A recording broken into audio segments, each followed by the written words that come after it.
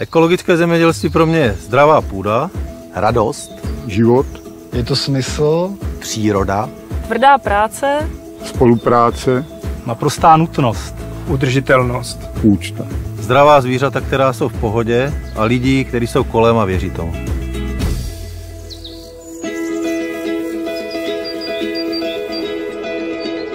Jsme asociace AMPI, organizace, která podporuje blízký vztah lidí ke krajině, ve které žijí a která je živí. Usilujeme o vědomé zemědělství, které krajinu nedrancuje, ale oživuje ji a myslí i na budoucí generace. Ve farmářské škole chceme lidem ukázat, že je možné naplno ekologicky hospodařit a přitom dosáhnout i ekonomické stability. Směřujeme k péči o krajinu, která je založena na vzájemném propojování zemědělců a spotřebitelů. Chceme podporovat mladé lidi, aby vstupovali do zemědělství, zakládali nové ekologické statky, pečovali o přírodu, krajinu a obnovovali život na venkově.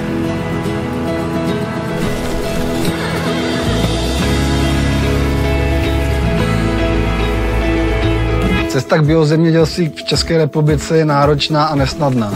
Proto jsme vytvořili vzdělávací program, který zájemcům tuto cestu usnadní a pomůže jim jejich sen uskutečnit. Tento rok jsme odstartovali založení farmářské školy, která přichází s úplně novým modelem vzdělávání. Náš nápad je založen na dlouholetých zkušenostech ze zahraničí, kde tento model dlouhá léta již funguje. Když jsme začínali, tak jsme měli tu možnost jezdit do zahraničí, vidět spoustu farem, které mě přesvědčily a vlastně stalo se to mojí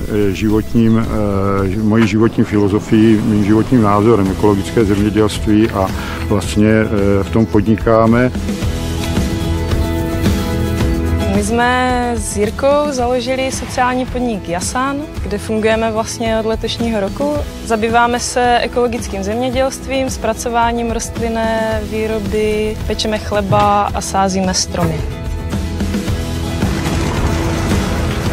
Já jsem si vlastně uvědomil, že neustálé lamentování nad bídným stavem naší krajiny jako nikam nevede. Proto jsem začal hledat východisko, jak k tomu stavu teda dopomoci. Vlastně mě nenapadlo moc jiných jako aktivit, způsobů, než právě ekologicky hospodařit. My hlavně chceme ukazovat, že ekologické zemědělství je reálné, je to v praxi proveditelné, že dokáže mít solidní výnosy a že to umíme zvládnout, že umíme zvládnout plevele, choroby, škůdce. To bych chtěl říct, že ta farmářská škola právě kromě toho ekologického základu nabídne i ta praktická řešení. V ekologickém zemědělství se velmi dobře dají využít veškeré technologie od navigací, různých strojů, zařízení. Dneska ty stroje, mechanizace je tak úžasná, dokonalá, využívající počítačů, všech těch feedů, které lze využít. Takže to není dřina, tak jak si mnohdy lidé představují. A myslím si, že pro mladou generaci je to zkombinování pobytu v přírodě, práce s přírodou a těch technik, technologií, které existují. Je třeba si uvědomit, že u nás je v ekologickém zemědělství skoro 16% veškeré zemědělské půdy. A je hodně ekologických farem, na kterých probíhá generační výměna, anebo je potřeba získat nové praktiky. A právě si myslím, že tam najdou absolventi farmářské školy uplatnění. Zájemce se nejprve přihlásí na našich webových stránkách, kde si vybere nebo mu doporučíme farmu, na které bude probíhat vzdělávání. Praktická část výuky probíhá přímo na farmě. Farmář praktikantovi hradí ubytování, stravu a dokonce malé kapesné. A po pár týdnech se praktikant stává plnohodnotnou součástí farmy. Pod vedením zkušeného farmáře praktikant se dozví vše podstatné z podnikové ekonomiky a bude mít možnost nahlédnout i pod pokličku marketingové strategie dané farmy. Praktické vzdělávání je doplněno vícedenními teoretickými semináři, které se odehrávají na dalších stacích našeho programu. Praktikanti tak mají možnost poznat různé techniky a způsoby hospodaření a setkat se s kolegy ze svého ročníku. Semináře vedou odborníci od nás i ze zahraničí.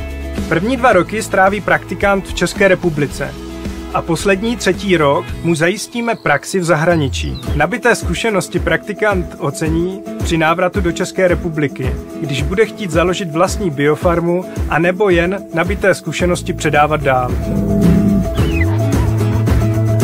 Máš chuť začít pracovat v ekologickém zemědělství, pečovat o krajinu nebo rovnou založit vlastní biofarmu? Můžeš se to u nás naučit.